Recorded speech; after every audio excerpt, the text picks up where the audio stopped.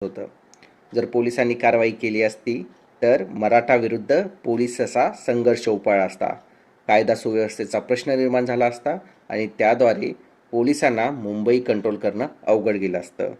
त्याचबरोबर 6 सप्टेंबरचं गणपती विसर्जन मुंबई वाहतूक व्यवस्थेवर सुरक्षेवर प्रचंड ताण येणार होता.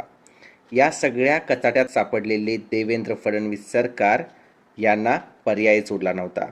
त्यामुळे आंदोलन मान्य करावं लागलं, मागण्या स्वीकाराव्या लागल्या आणि सर्वांसमोर असं दाखवलं की देवाभाऊ आहेत तरच मराठा समाजाला आरक्षण मिळतं आहे.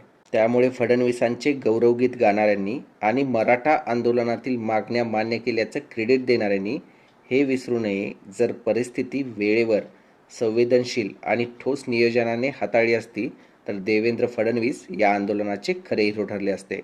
मराठा समाजाने त्यांना पाठिंबाही दिला असता. पण सोशल मीडियावर जे दिसतंय ते वेगळं आहे.